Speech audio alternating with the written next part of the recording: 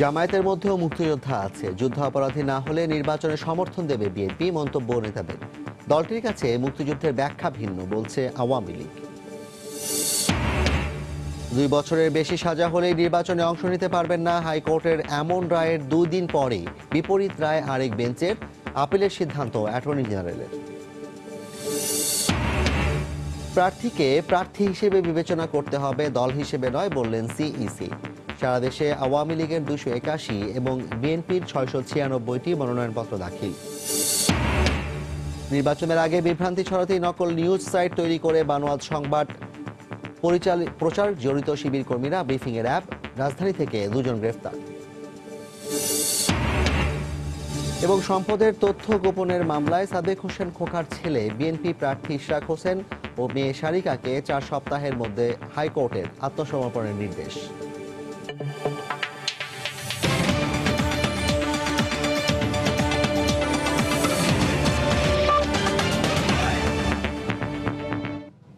দেখছিলেন শিরোনাম। প্রবাসী সময়ের সঙ্গে আছি আমি জাফর সাদিক। জামায়াতের মধ্যে মুক্তিযোদ্ধাও আছে, যুদ্ধাপরাধী না হলে তাদের সমর্থন দেওয়া হবে বলে মন্তব্য করেছেন বিএনপির স্থায়ী কমিটির সদস্য ও নির্বাচন পরিচালনা কমিটির প্রধান নজরুল ইসলাম খান। বৃহস্পতিবার সকালে রাজধানীর নয়াপল্টনে দলের কেন্দ্রীয় কার্যালয়ে ব্রিফিংয়ে তিনি একথা বলেন। এদিকে ধানমন্ডিতে আওয়ামী লীগ সভাপতির কার্যালয়ে ইইউ প্রতিনিধি দলের সঙ্গে বৈঠক শেষে ব্রিফিংয়ে আওয়ামী লীগের সাধারণ সম্পাদক ওবায়দুল কাদের বলেন, বিএনপির কাছে মুক্তিযুদ্ধের ব্যাখ্যা ভিন্ন।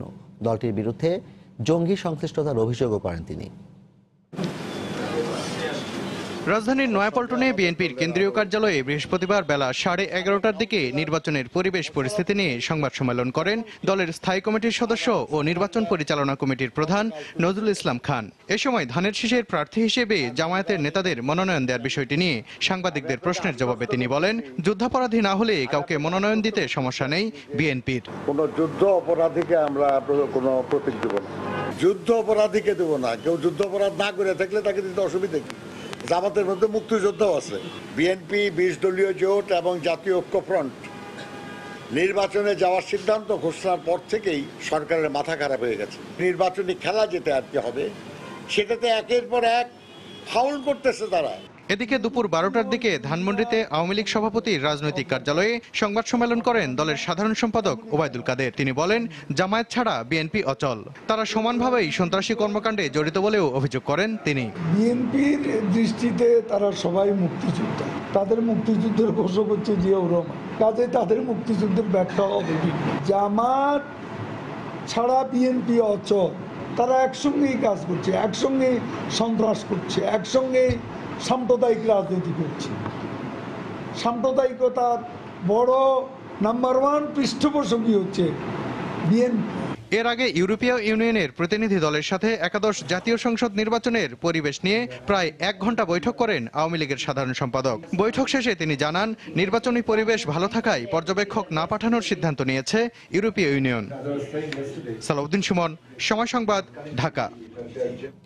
যারা জামায়াত ইসলামীকে মুক্তিযুদ্ধের দল বলছে তারা কখনোই দেশে সুস্থ ধারার রাজনীতি চায় না বলে মন্তব্য করেছেন খাদ্যমন্ত্রী অ্যাডভোকেট কামরুল ইসলাম। বৃহস্পতিবার সন্ধ্যায় রাজধানীর ডিপ্লোমা ইঞ্জিনিয়ার্স ইনস্টিটিউটে প্রকৌশলীদের আয়োজনে এক আলোচনা সভায় একথা বলেন তিনি। অনুষ্ঠানে সমাজ কল্যাণ মন্ত্রী রাশেদ খান মেনন বলেন, নির্বাচনের সময় ও পরবর্তীতে দেশে অস্থিতিশীল পরিস্থিতি সৃষ্টির চেষ্টা করছে বিএনপি।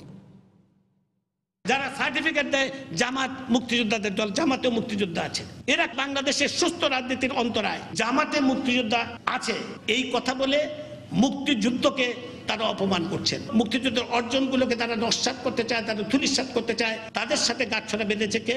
কামাল হোসেন, আসম আব্দুর রব সাহেবরা। কাজেই আমাদেরকে স্বতন্ত্র থাকতে হবে। এইবারে নির্বাচনের লড়াই মুক্তিযুদ্ধের পক্ষের শক্তির বিপক্ষের শক্তির লড়াই। কাজেই আমাদের সজাগ থাকতে হবে, অত্যন্ত প্রহরীর মতো সজাগ থাকতে হবে। এই অপশক্তি কোনো সময় দেশের মঙ্গল চায় না। মানুষের বিবেকের ভোটে আমরা জয়লাভ করব, ব্যালটের বিপ্লবে আমাদের পক্ষে আসবে। বিএনপি নির্বাচন নয়, বরঞ্চ নির্বাচন নিয়ে খেলা করে তারা নির্বাচনের পরবর্তীকালে এসে অথবা নির্বাচনকালীন সময়ে এসে সরকার পতনের আন্দোলন ঘটানোর জন্য যে কোনো জায়গায় সচেষ্ট তারা হবেন এবং নির্বাচন সম্পর্কে জনমনে আস্থা তৈরি করার তাদের এজেন্ডার মধ্যে তারা রেখেছেন। জামায়াতের ভেতর মুক্তিযোদ্ধারাও আছে, বিএনপি নেতাদের এমন বক্তব্য জাতির চোখে ধুলো দেয়া বলে মন্তব্য করেছেন রাজনৈতিক বিশ্লেষকরা। তারা মনে করেন, জামায়াত থাকলে জোট করবেন না বলে জাতীয় ঐক্যফ্রন্টের নেতারা যে ঘোষণা দিয়েছিলেন তা জনগণের সঙ্গে প্রতারণা ছাড়া আর কিছুই নয়। বিশ্লেষকরা বলছেন, ঐক্যফ্রন্টের মুক্তিযুদ্ধের সপক্ষে নেতারা জামায়াতের মতো বিএনপির ধানের শীষ প্রতীকে নির্বাচনের ঘোষণা দিয়ে নিজেদের আদর্শ থেকে সরে এসেছেন। সরকার বিরোধী অবস্থান নিয়ে বিএনপির সঙ্গে ঐক্য গড়তে ডক্টর কামাল হোসেন সহ অন্যান্য রাজনৈতিক দলের নেতাদের শর্ত ছিল ২০ দলীয় জোটের শরিক যুদ্ধাপরাধের দায়ে অভিযুক্ত জামাতকে ঐক্য থেকে দূরে রাখতে হবে। জামাতের সঙ্গে কোনো সম্পর্ক নাই, এটা একদম ক্লিয়ার করে দেওয়া হচ্ছে প্রথম থেকেই। অন্যদিকে নানা নাটকীয়তায় জোট গঠন হওয়ার ১.৫ মাস পর ঐক্যফ্রন্টের শরিক দল বিএনপি হঠাৎ করেই বৃহস্পতিবার জোটের কাছে জামায়াতের দলীয় অবস্থান পরিষ্কার করতে দাবি করেন তাদের দলেও মুক্তিযোদ্ধা রয়েছে, জামাতের মধ্যে মুক্তিযোদ্ধাও আছে। এমন বক্তব্যের পর রাজনৈতিক বিশ্লেষকরা মনে করেন বিএনপি ও এর শরিক জাতীয় ঐক্যফ্রন্ট তাদের নিজেদের স্বার্থ নির্বাচনী বৈতরণী পার হতেই যুদ্ধাপরাধী দল হিসেবে প্রতিষ্ঠিত জামায়াতকে স্বীকৃতি দিতেই তাদের এই অবস্থান। জামাতের মধ্যে মুক্তিযোদ্ধা আছেন, এটা একটা অভিনব তথ্য।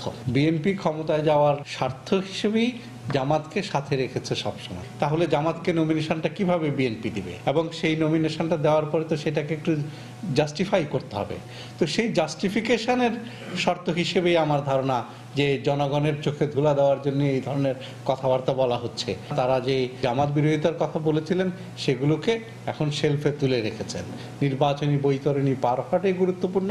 অন্যদিকে ঢাকা বিশ্ববিদ্যালয়ের সাবেক উপাচার্য বলছেন, জাতীয় ঐক্যফ্রন্টের নেতাদের কথা ও কাজের মধ্যে কোনো মিল না থাকায় নিজেদের আদর্শের জায়গায় বিচ্যুতি ঘটেছে, যা জনগণকে বিভ্রান্ত করছে। ঐক্যফ্রন্ট যখন গঠিত হয় তখন বলা হয়েছে যে এটা নির্বাচনী জোট, এখানে বিএনপির সাথে তারা আছে, জামাতের সাথে তারা নাই, এভাবে নানা কথা বলে আমার মনে হয় জাতিকে এক ধরনের একটা প্রতারণার মধ্যে ফেলে দেওয়া হয়েছে, একটা বিভ্রান্তি সৃষ্টি করা হয়েছে।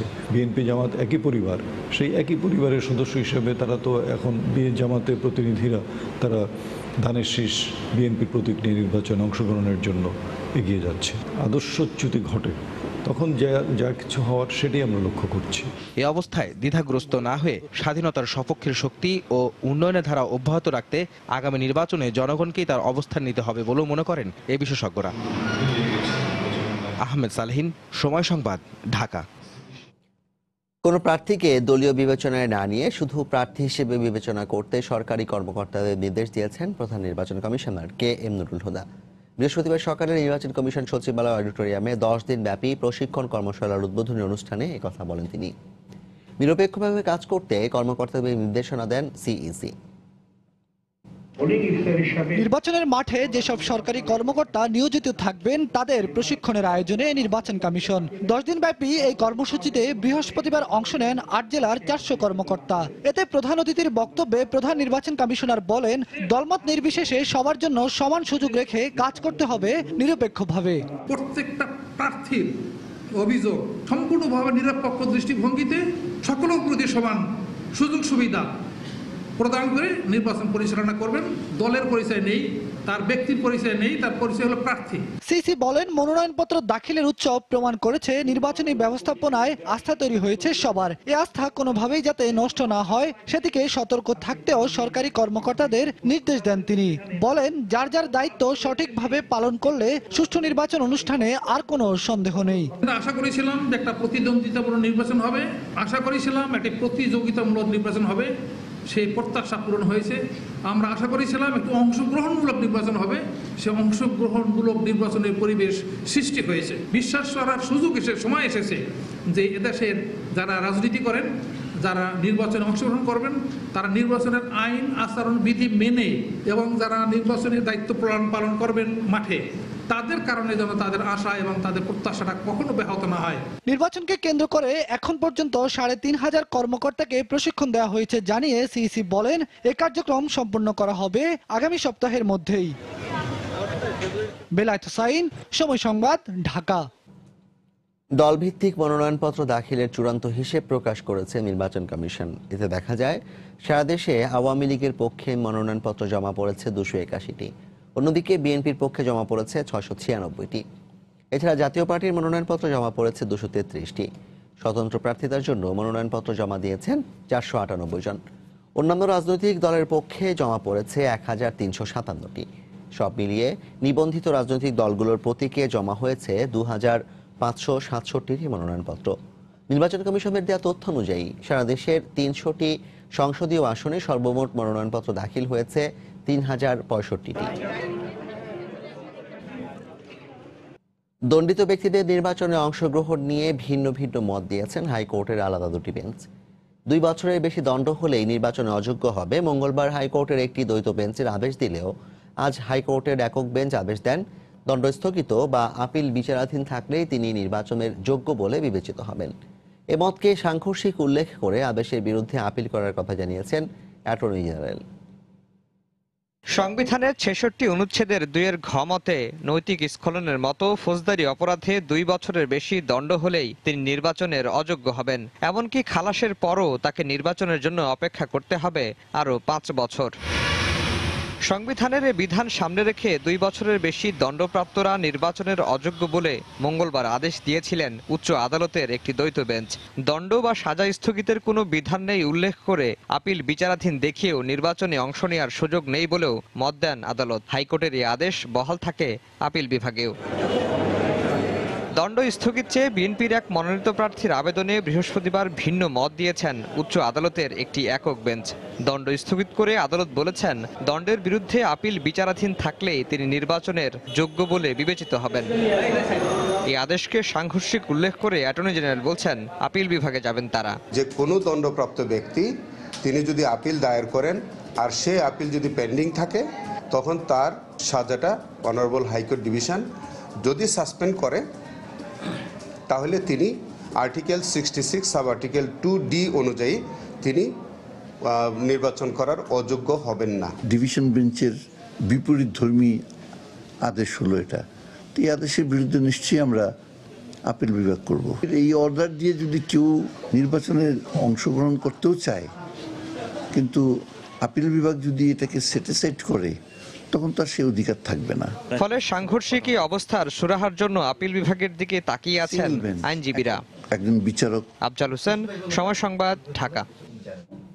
সম্পদের তথ্য বিবরণী দাখিল না করার মামলায় ঢাকার সাবেক মেয়র সাবেক হোসেন খোকার ছেলে ইশরাক হোসেন ও মেয়ে সারিকা হোসেনকে 4 সপ্তাহের মধ্যে আদালতে আত্মসমর্পণের নির্দেশ দিয়েছেন হাইকোর্ট।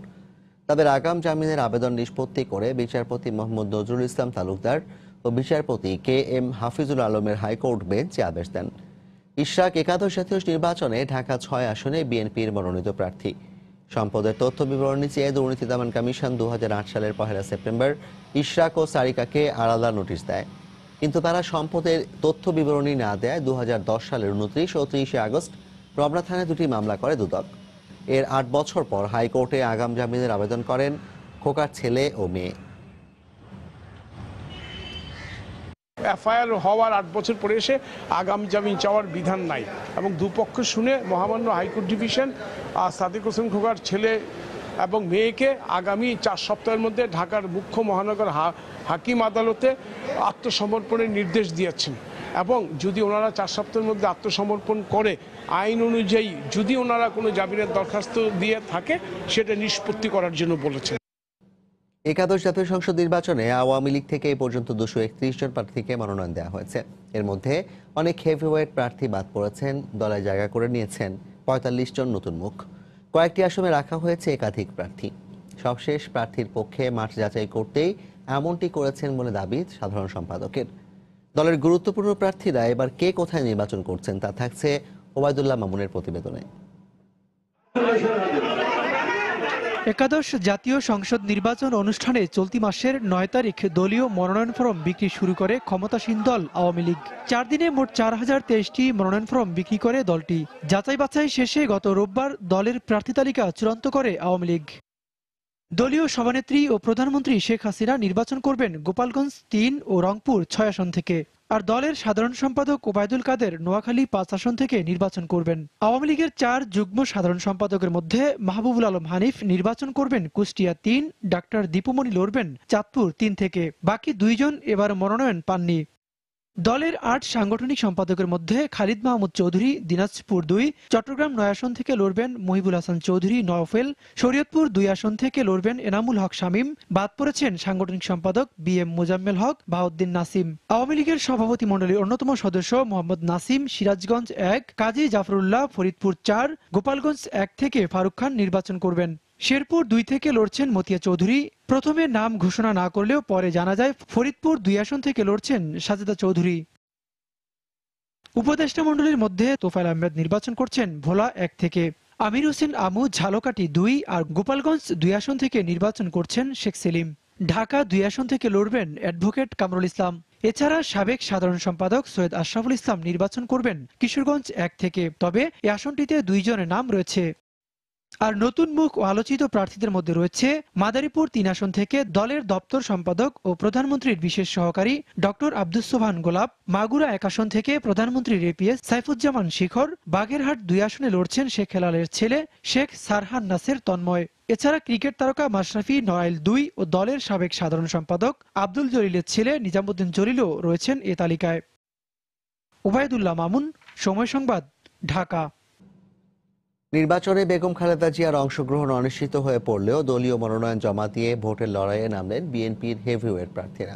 বেশিরভাগ আসনে একাধিক প্রার্থী মনোনয়ন দেওয়ায় দলে ক্ষোভ দৃশ্যমান না হলেও কয়েকজন প্রভাবশালী নেতার মনোনয়ন জমা না দেয়া নিয়ে রাজনৈতিক অঙ্গনে চলছে গুঞ্জন। বিস্তারিত জানাচ্ছেন সালাউদ্দিন সুমন। কয়েকদিনের অবিরাম কর্মযজ্ঞে মনোনয়ন প্রক্রিয়া সম্পন্ন করে বিএনপি। দলীয় প্রত্যয়ন নিয়ে বুধবার মনোনয়নপত্র দাখিল করে এখন নির্বাচনের মাঠে সরব সারা দেশের ধানের শীষের প্রার্থীরা। তবে আদালতের একটি রায়ের পর দুর্নীতির মামলায় কারাবন্দী বেগম খালেদা জিয়ার নির্বাচনে অংশ নেওয়ার বিষয়টি এখন অনিশ্চিত। সঙ্গত কারণে বগুড়া ৬ ও ৭ এবং ফেনী ১ আসনে বেগম জিয়াকে মনোনয়ন দেয়া হলেও ৩ আসনেই বিকল্প প্রার্থী দিয়েছে বিএনপি। দলের মহাসচিব মির্জা ফখরুল ইসলাম আলমগীর ঠাকুরগাঁও ১ আসনে মনোনয়ন নিলেও পরবর্তীতে বেগম জিয়ার বিকল্প হিসেবে বগুড়ার ২টি আসনে তার পক্ষে মনোনয়নপত্র জমা দেওয়া হয়। ফেনী ১ আসনেও রয়েছে বিকল্প প্রার্থী। দলের হেভিওয়েট অন্য প্রার্থীরা নিজ নিজ নির্বাচনী আসনের মনোনয়নপত্র জমা দিয়েছেন। সাবেক মন্ত্রী ও দলের স্থায়ী কমিটির সদস্য ডক্টর খন্দকার মোশাররফ হোসেন এবারও লড়বেন কুমিল্লা ২ আসন থেকে, আর নোয়াখালী ৫ আসনে ব্যারিস্টার মওদুদ আহমেদ লড়বেন আওয়ামী লীগের সাধারণ সম্পাদক ওবায়দুল কাদেরের সঙ্গে। দলের স্থায়ী কমিটির অপর সদস্য ডক্টর আব্দুল মঈন খান নরসিংদী ২ আসনে, মির্জা আব্বাস ঢাকা ৮ আসনে, আমির খসরু মাহমুদ চৌধুরী চট্টগ্রাম ১১ আসনে, কয়েশ্বর চন্দ্র রায় ঢাকা ৩ আসনে, দলীয় চেয়ারপারসনের উপদেষ্টা আমানুল্লাহ আমান ঢাকা ২ আসনে এবং সাদেক হোসেন খোকার ছেলে ইশরাক হোসেন মনোনয়ন জমা দিয়েছেন ঢাকা ৬ আসনে। এছাড়া মেজর অবসরপ্রাপ্ত হাফিজউদ্দিন আহমেদ ভোলা ৩ আসনে ও খন্দকার মাহবুব হোসেন বরগুনা ২ আসনে নির্বাচন করছেন। এদিকে দলীয় মনোনয়নপত্র নিয়েও শেষমেশ জমা দেননি দলের ভাইস চেয়ারম্যান আব্দুল আল মিন্টু, যুগ্ম মহাসচিব সৈয়দ মোয়াজ্জেম হোসেন আলাল ও হাবিবুন নবী খান সোহেল। পছন্দ মতো আসন না পাওয়ায় তারা মনোনয়নপত্র জমা দেননি বলে খবর ছড়িয়ে পড়ে। তবে মোয়াজ্জেম হোসেন আলাল জানান, বেগম জিয়াকে জেলে রেখে নির্বাচনে প্রার্থী হতে চান না তিনি। এদিকে দলীয় সভা সেমিনার ও আন্দোলন কর্মসূচিতে সরব উপস্থিতি থাকলেও এই নির্বাচনে মনোনয়নপত্র সংগ্রহ করেননি দলের স্থায়ী কমিটির সদস্য নজরুল ইসলাম খান ও সিনিয়র যুগ্ম মহাসচিব রুহুল কবির রিজভী। সালাউদ্দিন সুমন, সময় সংবাদ, ঢাকা। ইউরোপীয় ইউনিয়নের প্রতিনিধি দলের সঙ্গে বৈঠক করেছেন বিএনপি নেতারা। বৃহস্পতিবার বিকেল ৫টায় রাজধানীর গুলশানে বিএনপি চেয়ারপারসনের কার্যালয়ে বৈঠকটি শুরু হয়। বৈঠকে ইউরোপীয় ইউনিয়নের প্রতিনিধি দলের নেতৃত্ব দেন বাংলাদেশে নিযুক্ত ইইউ রাষ্ট্রদূত রেনজি তেরিঙ্ক। এতে বিএনপি মহাসচিব মির্জা ফখরুল ইসলাম আলমগীর ছাড়াও উপস্থিত ছিলেন দলের নির্বাচন পরিচালনা কমিটির প্রধান নজরুল ইসলাম খান, স্থায়ী কমিটির সদস্য ডক্টর আব্দুল মঈন খান সহ বেশ কয়েকজন কেন্দ্রীয় নেতা। আগামী জাতীয় সংসদ নির্বাচনে ইউরোপীয় ইউনিয়ন প্রতিনিধি না পাঠানোর যে সিদ্ধান্ত নিয়েছে সে বিষয়ে আলোচনা হয়েছে বলে জানা যায়। তবে বৈঠকের বিষয়ে বিএনপির পক্ষ থেকে আনুষ্ঠানিকভাবে কিছু জানানো হয়নি।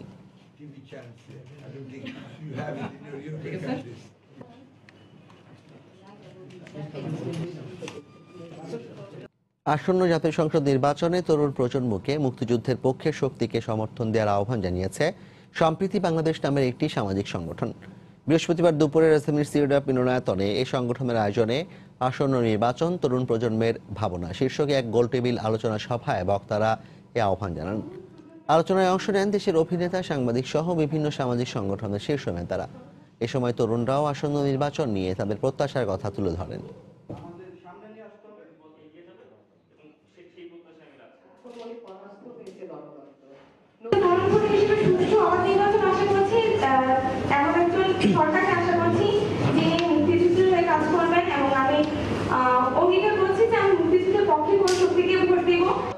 আমরা সবসময় উন্নয়নের পক্ষে। আমরা চাই একটি আগামী সুন্দর বাংলাদেশ, যেখানে আমরা উন্নত জীবনযাপন করব, আমাদের আগামী প্রজন্ম সুন্দর জীবনযাপন করবে। অনেক ত্যাগ তিতিক্ষার মাধ্যমে কিন্তু আজকে এই একটা জায়গায় এসেছে এবং দেশকে গুছিয়ে এনেছে। সো এখন আগামী 5 বছর যদি আমরা বিশ্বাস করে নৌকার সহযাত্রী হতে পারি, তবে কিন্তু এই উন্নয়নগুলির রেজাল্ট আমরা দেখতে পাবো।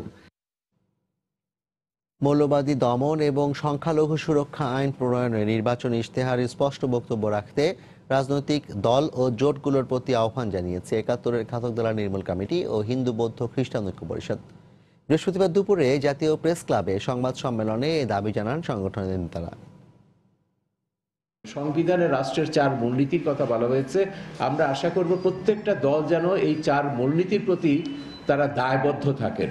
সাম্প্রদায়িক রাজনীতিকে কেউ প্রশ্রয় দেবেন না। সংস্কৃতি নীতি নেই, নারী নীতি নেই।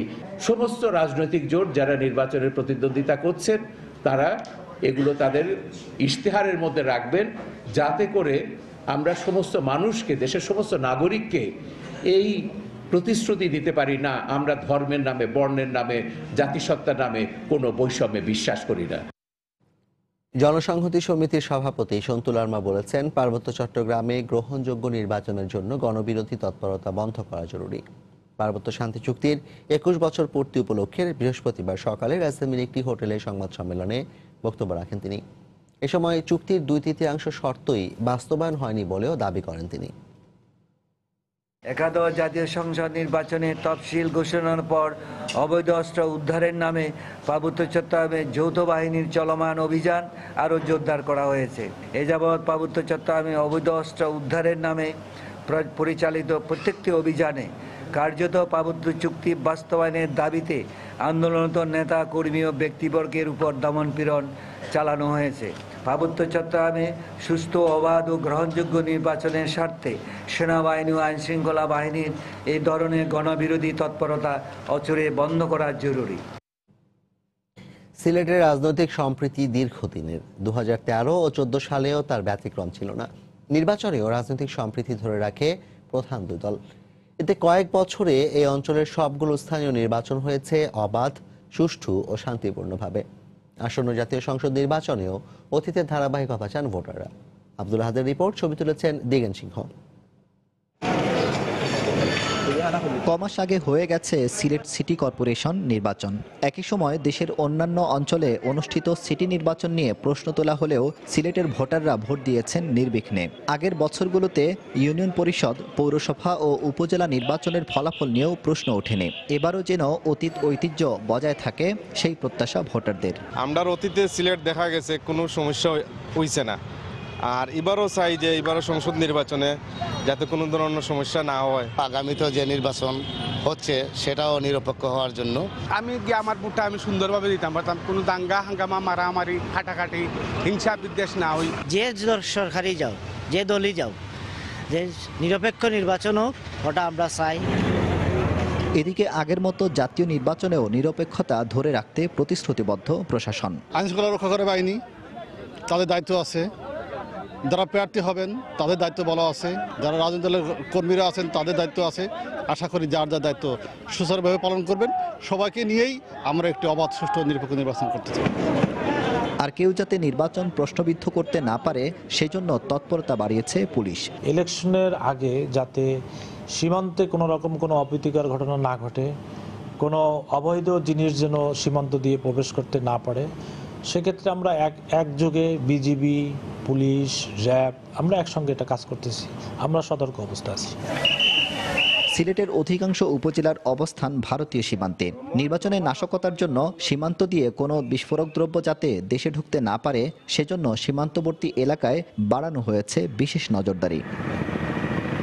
আব্দুল আহাদ, সময় সংবাদ, সিলেট। বিভিন্ন সংবাদ মাধ্যমের নকল ওয়েবসাইট বানিয়ে বিভ্রান্তিকর খবর প্রকাশের অভিযোগে রাজধানীর মোহাম্মদপুর এবং গাজীপুরের টঙ্গী থেকে দুজনকে গ্রেফতার করেছে র্যাব। বৃহস্পতিবার দুপুরে রাজধানীর কারওয়ান বাজারে র্যাব মিডিয়া সেন্টারে সংবাদ সম্মেলনে জানানো হয়, নির্বাচন সামনে রেখে বিভ্রান্তি ছড়িয়ে রাজনৈতিক অস্থিতিশীলতা সৃষ্টির লক্ষ্যেই কাজ করছিল গ্রেফতারকৃতরা। দেশি বিদেশি বিভিন্ন গণমাধ্যমের ওয়েবসাইট নকল করে মিথ্যা ও বানোয়াট খবর প্রকাশের অভিযোগ আসছিল গেল মাসখানেক ধরে। মূলত পত্রিকা কিংবা টেলিভিশনের অনলাইন সংস্করণে প্রকাশিত বিভিন্ন সংবাদকে বিকৃত করে নকল ওয়েবসাইটের মাধ্যমে প্রকাশ করে আসছিল এসব চক্র। র্যাব বলছে, গ্রেফতার আব্দুল্লাহ আল মামুন ও কামাল হোসেন অনলাইনে outsourcing, domain hosting, web design এবং বিভিন্ন প্রতিষ্ঠানের প্রযুক্তিগত সহায়তা দিয়ে থাকে। একসময় তারা শিবিরের রাজনীতির সঙ্গে জড়িত ছিল দাবি করে র্যাব বলছে, অনলাইনে টাকা আয় করা এবং রাজনৈতিক মতাদর্শ থেকে এই কাজ করে আসছিল তারা। মূল উদ্দেশ্যটা রাজনৈতিক, শুধু সরকার বিব্রত হয় যাতে রাষ্ট্রের উপর নাশকতা করা যায়। আমরা এ পর্যন্ত যাদেরকে ধরেছি তারা শিবিরের একটা সম্পৃক্ততা তাদের সাথে পেয়েছি। এদিকে নিজেদের বিভিন্ন আন্তর্জাতিক প্রতিষ্ঠানের কর্মী পরিচয় দিয়ে অনলাইনে সাধারণ মানুষকে প্রতারিত করে টাকা হাতিয়ে নেওয়ার অভিযোগে বসুন্ধরা এলাকা থেকে আফ্রিকার বিভিন্ন দেশের 14 নাগরিককে গ্রেফতার করেছে র্যাবের আরেকটি দল। র্যাব বলছে, গ্রেফতারকৃতরা পর্যটন ভিসায় বাংলাদেশে প্রবেশ করেন। ভিসার মেয়াদ শেষ হয়ে যাওয়ার পর অবৈধভাবে অবস্থান করে এসব প্রতারণা করে আসছিল তারা। জাতিসংঘে খুব বড় চাকরি করে অথবা কোনো বিভিন্ন বড় ব্যবসায়ী হিসেবে নিজেদের পরিচয় দেয় ফেসবুকের অ্যাকাউন্টের মাধ্যমে। কিছুদিন পরে তারা জানায় যে তোমাদের জন্য আমরা কিছু ভালো ভালো উপঢৌকন পাঠাচ্ছি। পরবর্তীতে বিভিন্ন ব্যাংক অ্যাকাউন্টের মাধ্যমে টাকা নেয় যে আপনার এই ট্যাক্সের টাকা দিতে হবে, অথবা আপনার মালগুলো অবৈধ, অথবা এগুলোকে আমাদের কিছু অতিরিক্ত টাকার প্রয়োজন, আপনার টাকাগুলো পাঠান। তখন তারা বিভিন্ন খাতে তাদেরকে টাকা নেয়। এই চক্রটির সঙ্গে বাংলাদেশি কয়েকজন নাগরিক জড়িত বলেও জানায় র্যাব। তাদের গ্রেফতারে অভিযান চলছে। খান মোহাম্মদ রুমেল, সময় সংবাদ, ঢাকা। দেশের জিডিপি প্রবৃদ্ধি নিয়ে বিভিন্ন সংস্থার হিসাব বিভিন্ন হলেও এই অর্জন যে বেশ শক্তিশালী তা নিয়ে বিতর্ক নেই বলে মনে করেন অর্থনীতিবিদরা। তবে বিনিয়োগ বৃদ্ধি আর কর্মসংস্থান সৃষ্টিতে তা কতটুকু ভূমিকা রাখছে, সামনে দাঁড়াচ্ছে সেই প্রশ্ন। তাদের আশঙ্কা, উপযুক্ত কর্মসংস্থান সৃষ্টি করতে না পারলে বেকারত্বের ভার আর আয় বৈষম্যের দ্বন্দ্বে গতি হারাবে জিডিপির এই ঊর্ধ্বমুখী চলন। তাই প্রবৃদ্ধি টেকসই সুফল নিশ্চিত করতে রাজনৈতিক দলগুলোর নির্বাচনী ইশতেহার ও সুস্পষ্ট ঘোষণা চান উদ্যোক্তা, বেকার সহ সংশ্লিষ্টরা। কামরুল হাসান সবুজের রিপোর্ট। গেল কয়েক বছর ধরে লাগাতার ঊর্ধ্বমুখী জিডিপি প্রবৃদ্ধি ৮ ছুঁই করে শেষ করেছে গেল অর্থ বছর, যা 2010-11 অর্থ বছরে ছিল 6.66%। প্রবৃদ্ধির এই অর্জনকে বেশ শক্তপোক্ত বলেই মনে করেন অর্থনীতি বিশ্লেষকরা। প্রবৃদ্ধি বেগবান হয়েছে, সংখ্যাতাত্ত্বিক বিতর্ক হতে পারে, কিন্তু বেড়েছে এ নিয়ে কোনো বিতর্ক নাই। এটি কিন্তু বিশ্বে যে অনেক দেশে অনেক উচ্চ পর্যায়ে দেখা যায় তা কিন্তু না, অবশ্যই একটা ইতিবাচক ঘটনা। তবে এই প্রবৃদ্ধির প্রতিফলন যেভাবে পড়ার কথা সেভাবে পড়েনি অর্থনীতিতে। সেখানেই ভাবনার কথা বলছেন অর্থনীতিবিদরা। বিভিন্ন সংস্থার জরিপে দেখা যায় প্রবৃদ্ধির ঊর্ধ্বমুখী চলন সত্ত্বেও গেল ৮ বছরে তরুণ বেকারত্ব হয়েছে দ্বিগুণ, বেড়েছে শিক্ষিত বেকারের সংখ্যাও। সরকারি খাতে কর্মসংস্থান রয়ে গেছে 4%-এর নিচে, বেসরকারি বিনিয়োগও আটকে আছে 23%-এর মধ্যেই। বাড়ছে খেলাপি ঋণ, আয় বৈষম্য। তাই বাংলাদেশ ব্যাংকের রিজার্ভ আর মাথাপিছু আয় বাড়লেও প্রবৃদ্ধির সমান্তরালে আয়ের উৎস তৈরি করতে না পারলে লক্ষ্যমাত্রা অর্জনের পথে হোঁচট খেতে পারে বাংলাদেশ, এমন আশঙ্কা বিশ্লেষকদের। এখন বড় প্রশ্ন যেটা দেখা দিয়েছে সেটা হলো এই বৃদ্ধির উপকার কারা পাচ্ছে। ইনোভেশন যে অর্থনীতিতে খুব একটা বেড়েছে এটা তো আর বলা যাচ্ছে না। দেশের ভিতরে পর্যাপ্তভাবে কর্মসংস্থান কিন্তু সৃষ্টি হচ্ছে না, বৈষম্যের মাত্রা এটি কিন্তু বাড়ছে। প্রবৃদ্ধি আমরা দেখছি, কিন্তু পাশাপাশি আমরা আনুপাতিক হারে বিনিয়োগের প্রবৃদ্ধি আমরা সেভাবে দেখছি না। প্রবৃদ্ধিকে টেকসই করার সবচেয়ে বড় হাতিয়ার কর্মসংস্থান সৃষ্টিতে শুধু সরকারের উন্নয়ন নীতি কৌশলেই নয়, রাজনৈতিক দলগুলোর নির্বাচনী ইশতেহারেও সুস্পষ্ট ঘোষণা চান সংশ্লিষ্টরা। রাজনৈতিক দলগুলো তাদের যে নির্বাচনী ইশতেহার ঘোষণা করবে সেখানে যেন বেকারত্ব দূরীকরণে সুনির্দিষ্টভাবে কিছু ঘোষণা দিয়ে থাকে, বা কোনো একটা ঘোষণা থাকে যে আমরা এই সময়ের ভিতরে এই জনসংখ্যাকে জনশক্তিতে পরিণত করব। নির্বাচনী ইশতেহারে থাকলে সেটা ভালো হয় যে যারা সরকার গঠন করে তাদের একটা দায়বদ্ধতা থাকে। ব্যবসায়ীদেরকে সরকার যেভাবে সহায়তা করার জন্য চেষ্টা করছে সেগুলো যেন চলমান থাকে। ভোটারদেরকে আকৃষ্ট করার জন্য কর্মসংস্থান একটা উল্লেখযোগ্য বিষয়। বেসরকারি বিনিয়োগের প্রবৃদ্ধি যেটার উপরে কর্মসংস্থান নির্ভর করবে, সেই জায়গাটাতে নির্বাচনী যে ম্যানিফেস্টো সেখানে কি থাকে সেটা অবশ্যই দেখার বিষয়। বিগত বছরগুলোতে উন্নয়ন নীতি কৌশলে বেশ বড় ভূমিকা রেখেছে নির্বাচনী ইশতেহার। ক্ষেত্রবিশেষে নির্বাচনী প্রতিশ্রুতি বাস্তবায়নে অনেকটা বেশি মনোযোগী মনে হচ্ছে সরকারকে। তাই এবারও রাজনৈতিক দলগুলোর নির্বাচনী ইশতেহারে যুগোপযোগী শিক্ষা, সত্যিকার মানব সম্পদ উন্নয়নের প্রতিশ্রুতি চান উদ্যোগী নাগরিক, যেন নিশ্চিত করা যায় সবার জন্য কর্মসংস্থান, দূর করা যায় বেকারত্বের অভিশাপ। কামরুল হাসান সবুজ, সময় সংবাদ, ঢাকা। যান্ত্রিক ত্রুটির কারণে দুবার বন্ধ হয়ে আবার চালু হলেও এবার সিরাপ ট্যাঙ্ক ধসে পড়ায় অনির্দিষ্টকালের জন্য বন্ধ হয়ে গেছে নাটোর সিটিকল। এতে উৎপাদিত আখ নিয়ে বিপাকে পড়েছেন চাষিরা। তবে কবে নাগাদ মিলটি চালু হবে সে বিষয়ে কিছু না জানালেও অন্য চিনি কলে আখ স্থানান্তর করার কথা জানিয়েছে মিল কর্তৃপক্ষ। আল মামুনের পাঠানো তথ্য ছবিতে রিপোর্ট। বৃহস্পতিবার সন্ধ্যায় নাটোর চিনিকলের বয়েলিং সেকশনের সেন্ট্রিফিউগাল সেপ্টি ট্যাঙ্ক বা সিরাপ ট্যাঙ্ক আকস্মিকভাবে ধসে পড়ে। এতে সমস্ত গরম তরল চিনি ছড়িয়ে পড়ে মিলের অন্যান্য যন্ত্রাংশে। কর্মরত শ্রমিকরা অল্পের জন্য বিপদের হাত থেকে রক্ষা পেলেও অনির্দিষ্টকালের জন্য বন্ধ হয়ে যায় মিলের চিনি উৎপাদন। মোলাসিস ট্যাঙ্ক এবং এ হেভি এ লাইট এই 3-4টে ট্যাঙ্ক নিয়ে ভাঙিয়ে পড়ে গেল। লোকজন যারা ডিউটিতে ছিলাম সকলে বাইরে দৌড় মারছে। চিনিকল এলাকায় উৎপাদিত আখ বাইরে বিক্রি করার আইন না থাকায় দুশ্চিন্তায় পড়েছেন কৃষকরা। 5 গাড়ি কুশাল আছে, তা আমি এখন কি করব? মিল তো এখন কুশাল নিবে না।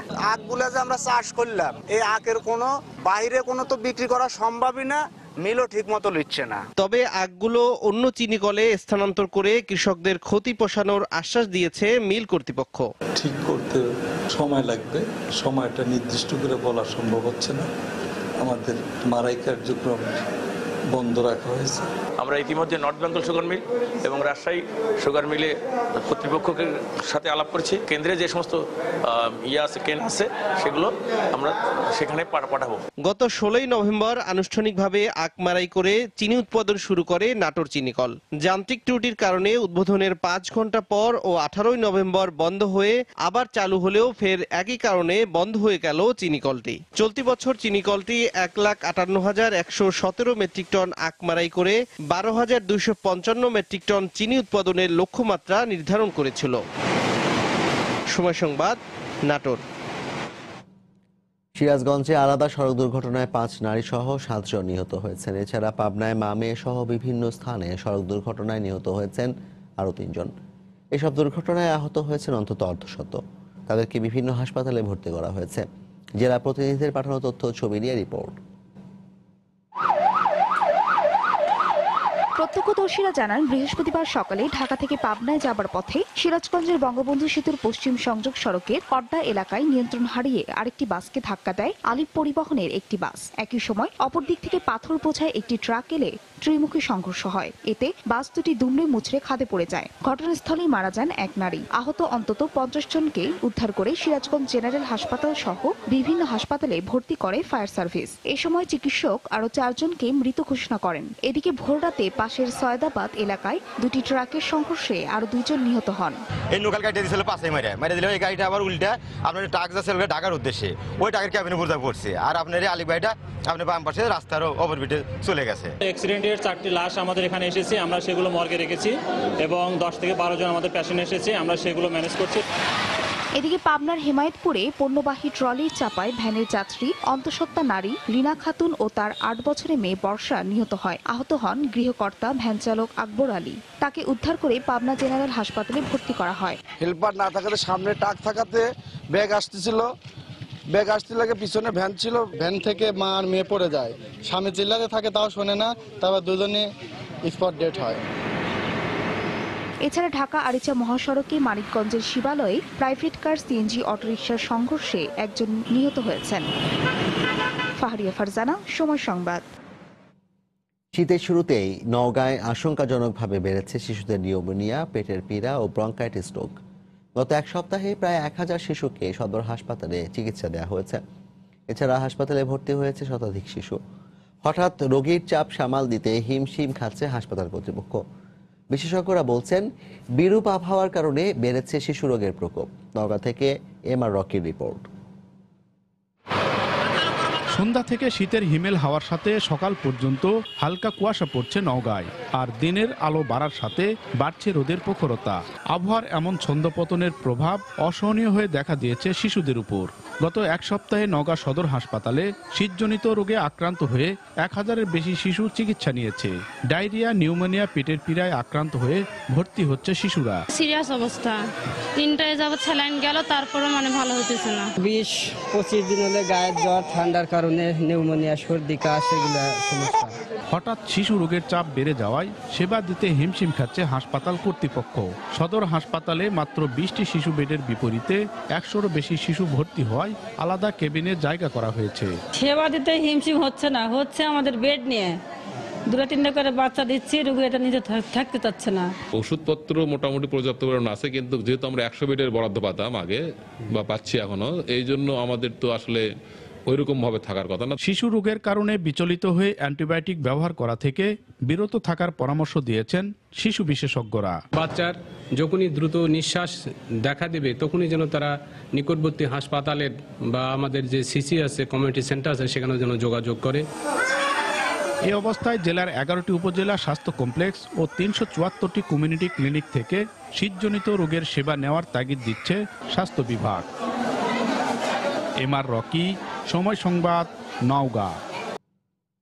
জাতিসংঘ শান্তিরক্ষা মিশনে নিয়োজিত বিমান বাহিনীর সদস্যদের দেশের সম্মান অক্ষুণ্ণ রেখে কাজ করার পরামর্শ দিয়েছেন বিমান বাহিনীর প্রধান এয়ার চিফ মার্শাল মাসুদুজ্জামান সেনিয়াবাত। বৃহস্পতিবার দুপুরে ঢাকা সেনানিবাসে কঙ্গোতে নিয়োজিত জাতিসংঘ রক্ষা মিশন কন্টিনজেন্টের প্রতিস্থাপন হতে যাওয়া ব্যান এয়ারের সদস্যদের উদ্দেশ্যে তিনি কথা বলেন। একই সঙ্গে পেশাদারিত্ব, সততা ও আন্তরিকতার সঙ্গে কাজ শেষে সদস্যরা দেশে ফিরে আসবেন বলে আশা করেন বিমান বাহিনীর প্রধান। এখন পর্যন্ত শান্তিরক্ষা মিশনে বাংলাদেশ সেনাবাহিনীর 3টি ইউনিটে 358 জন সদস্য কাজ করে যাচ্ছেন।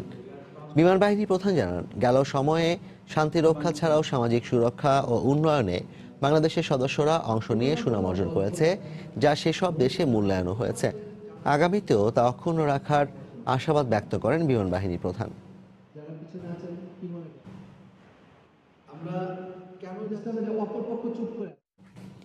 প্রতি বছরের মতো এবারও 1 জানুয়ারি বই উৎসব অনুষ্ঠিত হবে বলে জানিয়েছেন শিক্ষামন্ত্রী নুরুল ইসলাম নাহিদ। বৃহস্পতিবার রাতে সিলেটের বিয়ানীবাজারের নিজ বাড়িতে সময় সংবাদকে দেয়া এক সাক্ষাৎকারে তিনি একথা বলেন। নতুন বছরে 35,42,00,000 বই বিতরণ করা হবে বলেও জানান শিক্ষামন্ত্রী। এইবার 36টি বই দিব, গতবার প্রায় এরকম 36টি ছিল। তো আমাকে অনেকে সন্দেহ করছে, এবার এই কথাই বলছে, এবার তো ইলেকশন, তুমি সামনে দিবা, ডিসেম্বর মাস, প্রস্তুতির মাস। ইতিমধ্যে 75% বই স্কুলে পৌঁছে গেছে। বাকি বই পৌঁছার জন্য আমরা শেষ তারিখ করে দিয়েছি, 10 তারিখের মধ্যে পৌঁছাবে। আমি মন্ত্রী, স্বরাষ্ট্রমন্ত্রী, আইজি সবার বলে দিয়েছি আমাদের গাড়িকে একটু অগ্রাধিকার দিতে। এ পর্যায়ে শীর্ষ সংবাদ জানিয়ে দিচ্ছি আরেকবার। জামায়াতের মধ্যেও মুক্তিযোদ্ধা আছে, যুদ্ধ অপরাধী না হলে নির্বাচনে সমর্থন দেবে বিএনপি, মন্তব্য নেতাদের। দলটির কাছে মুক্তিযুদ্ধের ব্যাখ্যা ভিন্ন, বলছে আওয়ামী লীগ। 2 বছরের বেশি সাজা হলে নির্বাচনে অংশ নিতে পারবেন না, হাইকোর্টের এমন রায়ের 2 দিন পরে বিপরীত রায় আরেক বেঞ্চের।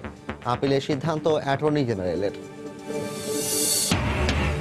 প্রার্থীকে প্রার্থী হিসেবে বিবেচনা করতে হবে, দল হিসেবে নয়, বললেন সিইসি। সারা দেশে আওয়ামী লীগের 281টি এবং বিএনপির 696টি মনোনয়নপত্র দাখিল। নির্বাচনের আগে বিভ্রান্তি ছড়াতে নকল নিউজ সাইট তৈরি করে বানোয়াট সংবাদ প্রচার জড়িত শিবির কর্মীরা। ব্রিফিংয়ের অ্যাপ, রাজধানী থেকে 2 জন গ্রেফতার। এবং সম্পদের তথ্য গোপনের মামলায় সাদেক হোসেন খোকার ছেলে বিএনপি প্রার্থী ইশরাক হোসেন ও মেয়ে সারিকাকে 4 সপ্তাহের মধ্যে আত্মসমর্পণের নির্দেশ হাইকোর্টের। এই ছিল প্রবাসী সময়ে। যে কোনো খবর পেতে ভিজিট করুন সময়নিউজ.tv। আপনার মোবাইলে সময় সংবাদ দেখতে ও সব খবর পেতে ডাউনলোড করুন সময় অ্যাপ। এছাড়া এইমাত্র পাওয়া খবর আপনার মোবাইলে পেতে SMS করুন *BN লিখে পাঠিয়ে দিন 16240 নম্বরে। আর সঙ্গে থাকুন সময়।